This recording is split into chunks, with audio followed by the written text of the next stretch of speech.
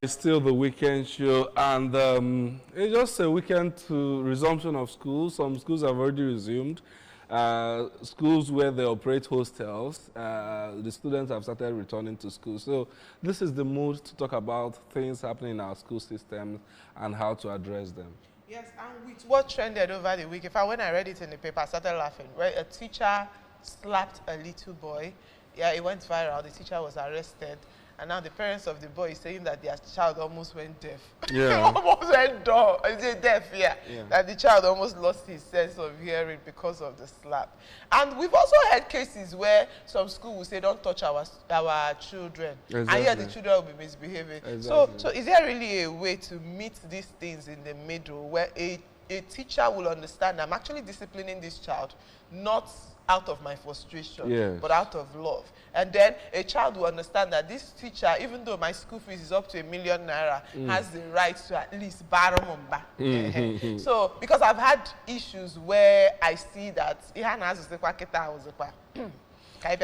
truth is that it takes patience to be a teacher, but thank God we have someone who has risen through the ranks to the and has all the accolades. Yes, rank of principal, and also not just a principal, she has also groomed students to international debate competitions. So I know the patience level at that point will be very big. Amaka, we call her Diamond Principal. She's also the principal of Capital City Secondary School here in Oka. Good morning and welcome to the studio. Good morning. Thank you very much. Yeah. Happy New Year. Happy New Year. I started in a secondary school. So I know when we talk about patience, the patience that comes with discipline, and at times I saw the video that trended, and parents, all them parents now home assignments, it will be worse.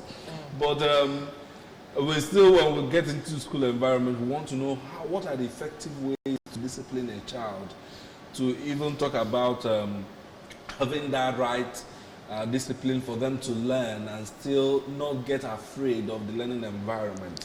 So, but let's even begin by asking the question, in the education circle, when you talk about discipline, what are you referring to? What does it cover and what does it not cover? Thank you very much. Discipline simply means the strategy educators use to ensure that the students do what is right in the school. That is the rules and regulations, the norm of the school, how they're going to go about it. Because once you are disciplined, once you keep the school rules and regulations, definitely you will thrive academically. So those strategies that they put in place in order to ensure that students learn, they are just what we call the discipline. Is it just a one-way thing? Is it just for students? Are there discipline for teachers? Because I won't lie, there are some teachers that have excesses. So are there really, do we have discipline for teachers, or is just for the students and pupils? In the school system, we have a handbook for discipline. That is school rules and regulations.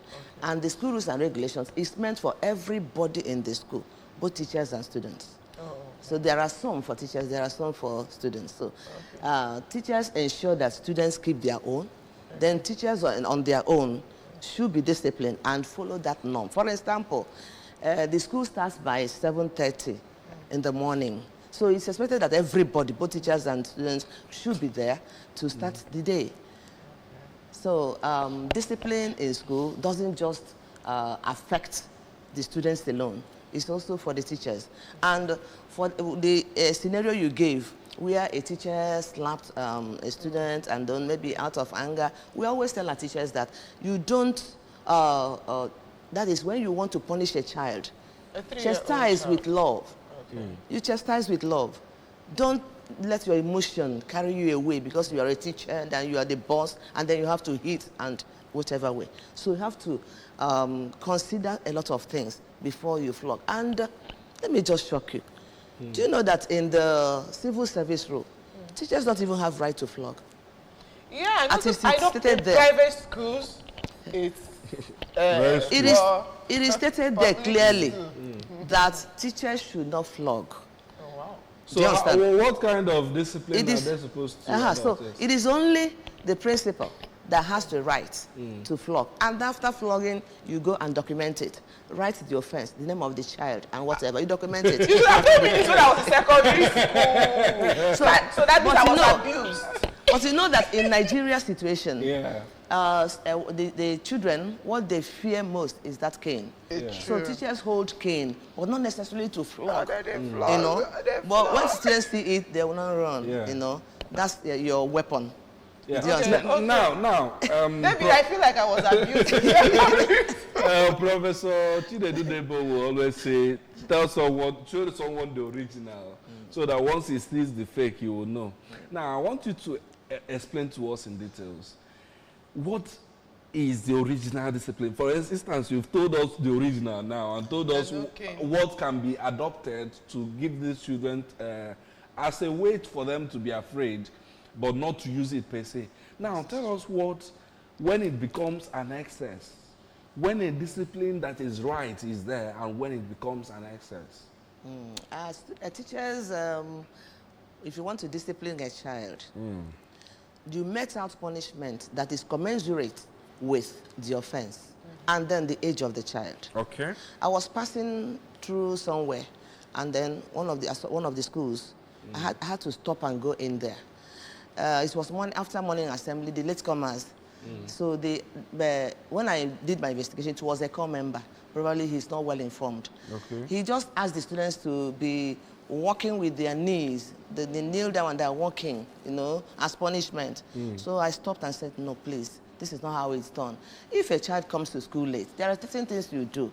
It's either you give the child a little portion to cut and then run to the class, or you just little punishment, not necessarily flogging or giving this capital punishment. Very wrong. What if that thing inflicts injury on the child? What explanation do you have? So these children, we take them as our own children. So that is why teaching is a job of passion. You should have to be passionate about that job. There are children that will do something that you feel that breaking their neck. But if you do that, you're in trouble now. After all, your own child will not do that such a thing to the child. So you have to punish a child according to the offense. And you don't punish to inflict injury. It is very wrong. As a teacher, you don't do that. So at times, a student may do something, and if you find out that you are so angered, just leave the child for that moment, and then you cool down and bring that child and let him know why you are punishing him, and give out punishment accordingly. So we don't encourage our teachers to punish, just because I think it's these Gen Z teachers now that are really all these punishing really like that. Gen Z, because I lost my elder sister to the school system. Wow. A teacher killed her, you get. Well, I guess because my parents had other children, so it was because every day the principal and the teacher and the students, the class my sister was in, would come to our house, kneel down on the ground, be begging for the man. You get. But so I understand what it means that when you come to the school system, we have teachers that mentally they are not okay. So those are the teachers I want to talk about. Teachers that have, what's it called? Maybe anger issues. It might yeah, not be total teachers that are not okay. No, David, I want to use the word teachers that are not okay, because if you come to the school system, you see a teacher that is already frustrated. In fact, you see some teacher, and even the principal knows what the students call this teacher. The principal would just comfortably sit in her office and observe how the teacher abuses the children. Now, why I'm using the word abuse is because from your explanation of discipline, you said, one, it has to be a punishment that goes with the age and goes with offense. You get. Sometimes you see, like, let me say, class making noise, teacher will say, come and kneel down in the sun. Yes. And then a principal will comfortably observe that class, kneel down for the whole of that day. No. You get my point? Yeah. So my question now is, we know, I'm not talking about me as we, I'm talking about we teachers know that some of our colleagues have mental illness. Just the same way we now in the media know our colleagues. Yes, exactly. So now when you know that this teacher has score, when you as a principal know that, because the truth is that growing up, okay, let me just give you an instance. My elder sister, died when I was still in primary school. She was in secondary school. A teacher gave her a pony. In fact, she actually came to the school from the hospital because she was sick. She was sicky. So from the time she was admitted to the school, my dad did make a statement that she's sicky. Her health condition was noted.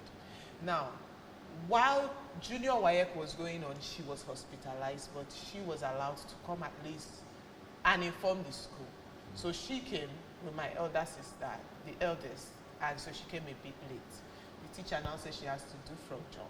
That since Ada appear yetale, because everybody man Ada appear yetale, she should do frog jump. Because after the frog jump, she was taken to the hospital and she didn't make it. Now, my parents forgave that man. And then I entered secondary school, met the same man. And he still wanted to give me, just for coming late to school, he beat everybody and he wanted to give me something worse. Until I had to remind him that he has already, I told him, said, still, you've already given my parents -1. I'm not sure they will take this -2. Now, what am I trying to say? I'm trying to say, I got to find out as an adult now that, obviously, after the principal had settled outside the law with my parents, the principal did not follow up in sorting out the man's mental issue, because I believe he has a mental issue. Now, what is the role of the school in ensuring, because we also had the case of Sebastian that was killed in the, we have a case of children that one was actually students, his co-students. That issue has been taken care of. Any teacher in the school that is not behaving well or that is so hard on the students. You want to know what is the role. We report to PPSSC, is, and the person will be drawn from school to the office. Yeah, my question now is, as a parent, if I observe, let me say, if my parents, I had reported to my parents, say the same teacher that killed the other one wants to kill this one now, what should my parents have done? Even though they didn't do, but I know there are parents listening. Like, if you notice that this your daughter or your son's teacher, if they touch small, on a spark, what do you do in what that do case? you do in that case if you feel the school is not really doing anything in this case? If you observe, probably from your child, when she comes home, that she's not feeling okay in the school, that this and this, you as a parent, you have to go to the school. Meet the authority, who will also invite the teacher involved, and then get to know what is actually happening. And then if that case is not settled, then you withdraw your child from the school and move her to another school. But I believe that when you as a parent go to the school, there's no way your problem will not be solved. Because so sometimes if you can't withdraw your child, now let me say it's a public school and you can't withdraw your child. Or even if it's a private school, so the ministry or like you said, PPSS, as a parent, I can't just walk in and report, or don't I have any other place to go apart from saying leave my child, because as I'm withdrawing my child, another person's child is there. It doesn't really sort the root problem. So what is my options? Yeah, your first option is to go to the school and meet the principal. Then if the principal didn't treat you well, you can go to the commission to report. That is the Post-Primary School Service Commission, which is in charge of the school system. You can go there. But I believe that principals will take care of it. You know why this question is very important is that at times you see where it seems as if the principal is afraid of the teacher. I've had a case where... If you're afraid of the teacher, then you're not a principal. Yes, there was a school, the school I went to, our economics teacher then, if I call the name, you might know him, but let me not call the name. No, the man himself was rich. Oh! Stupendously rich. That when he comes to class, he tells us that he teaches just to be happy. So that whether we do his assignments or not, it doesn't concern him. And that puts most principals, the principals we had that period, in a dicey situation. This person is highly connected, very rich. There are some kind of discipline that you give to other teachers, you will not give to him. No. Then he was still a junior staff that's supposed to handle a class as a form master, but they don't give him a class. He comes when he wants to, and then in class, his economics class was to tell us how he thrives in his businesses. We enjoyed it as students, but at this age, I knew we were losing. Now, or what can a principal do in that kind of situation? Or even not reach, there are teachers then that we knew, I seen only guy diabolical like that, and those kind of things. What can a teacher, a principal, or maybe dean of studies that is in charge of monitoring do in that situation? As an administrator, you don't have to fear anybody under you, because you are placed to control the affairs of the school and even the teachers. So if there's any teacher you are afraid of, and then you are partial, you know, that will affect your administration. Yeah. So what you do to A is what you do to B, for you to have a safe and conducive environment, you know, for your job. So if any teacher feels that he or she is God and cannot be controlled, you now report to the commission, and definitely they'll call the person to caution him or withdraw him from the school and put him in the office. So there's no way you tolerate such a thing as an administrator in your school, where a teacher will just come into the class, do whatever he likes, come to the school, he will not go to class, and you keep quiet. Oh, no, now, because he's a cheater and not a teacher in that instance. Let's compare the situation now to students. Yeah. We have students who are stubborn. Yes, we have stubborn. This one is stubborn. There is nothing you can do. It's like you are in a very tough situation. I want to paint a picture of two students now. Then there are other ones that I can't remember that word, but you know he's making efforts. But all the on that back.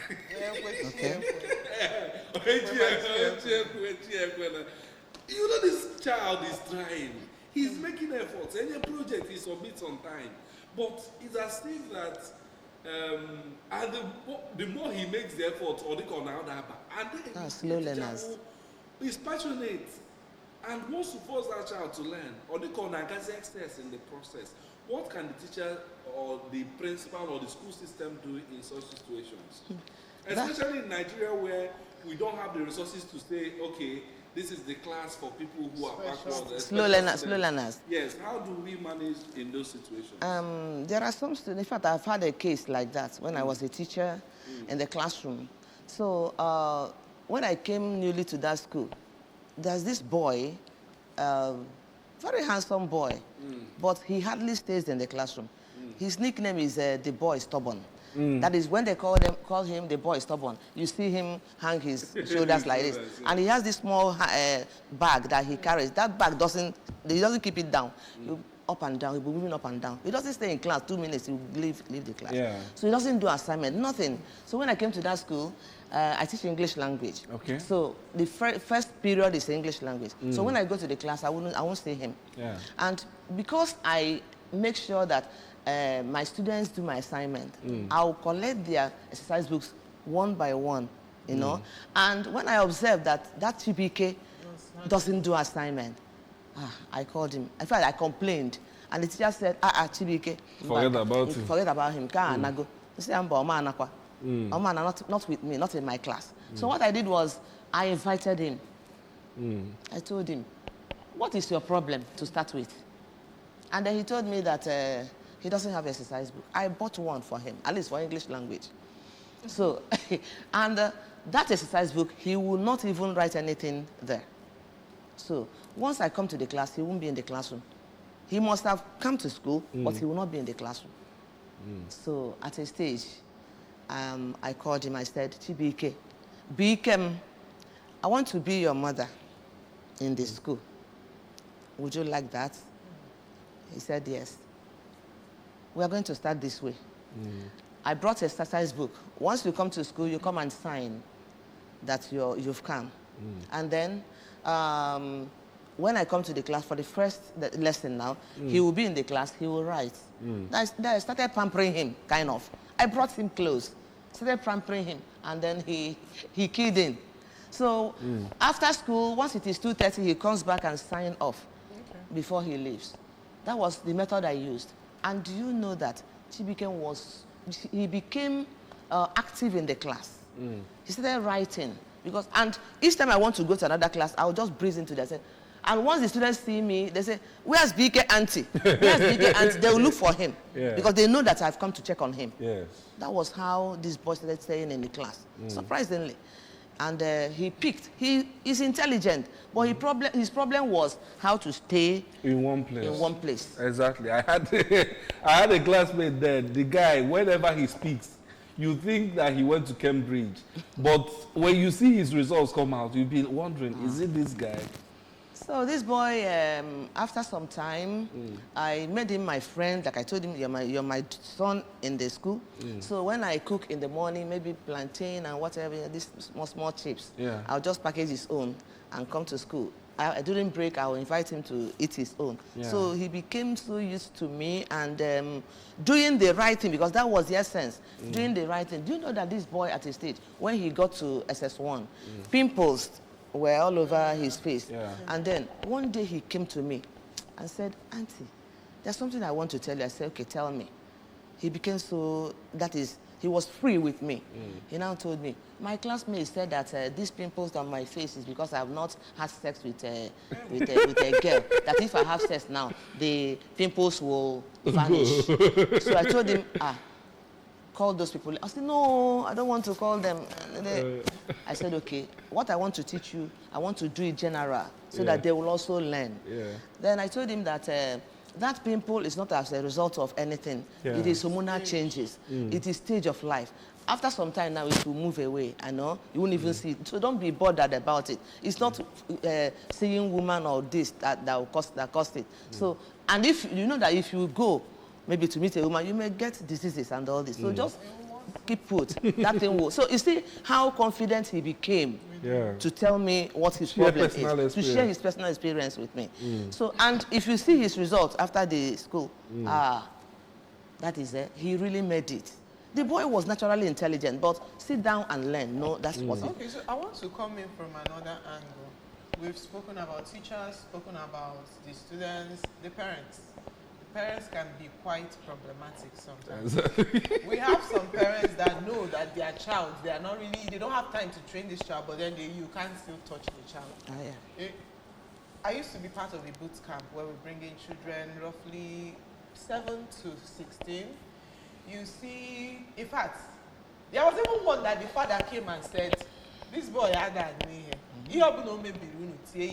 Like, discipline this child for me. Some will even buy cane and give you. Yeah. So, one of my colleagues disciplined the child. The mother came in the afternoon and said if she dare again, she will call police. You know? So, you now see like contradictions. The parents are bringing, because me, I just thought they were bringing their family problem. To the teachers assume way. They bring their family problem to the. In fact, I've been in a situation whereby I think it was the father came to pick the child. The next day, the mother came and said the child was missing. Then 2 days later, the father brought the child back to school. I said the child is not missing.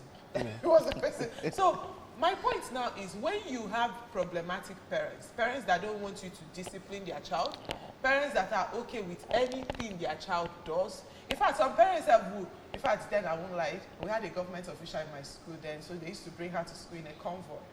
And you'll be in the late commerce corner, kneeling down, convoy will go, I can't drop by an assembly ground. And by the time all these security people will come out, open door for the small girl, go and touch her. If you're mad, go and touch her there. So my question now is, in a school where you have parents that have these excesses, some school, yes, most of our school system is just after milking them.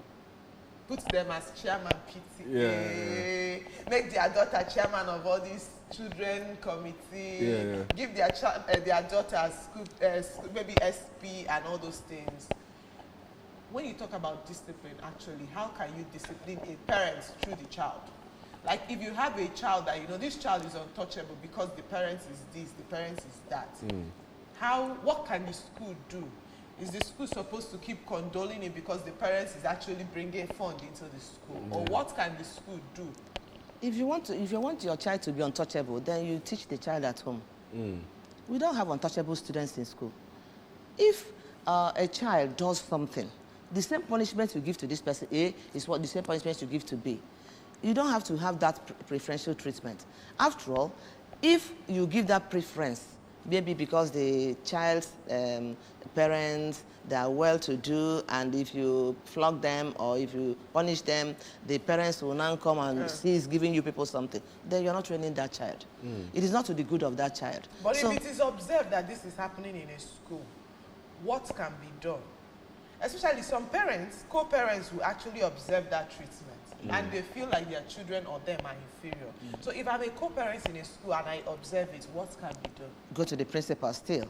You report to the principal. The principal is yes. Because, no, sorry. A parent went to report to a principal that if she give her child food to go to school, she always give like excess, and the food comes empty while the child is hungry, only for her to enter the principal's office. The principal was actually drinking bobo. That's milk omazi. So she felt that one is extreme. If the principal is drinking milk bobo omazi, that means obviously. And how are you sure that it is that of the children that she's drinking? No. So if that is what she likes eating, why can't she buy it and eat?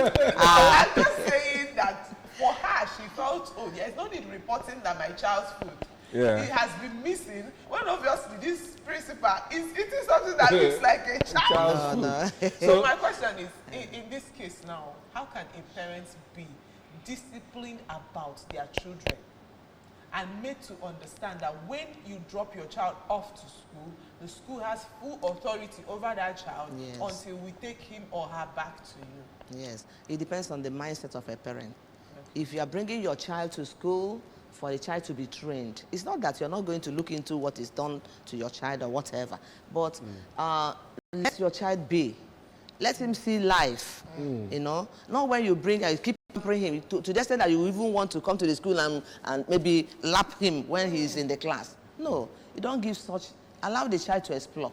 Let him be like with other people and then learn from others. And then when the child comes to the house, you have to give the necessary advice, checks, you know. So don't just go to the school to intervene all the time for any little thing. I mean, to make the child to be bringing to you every little complaint.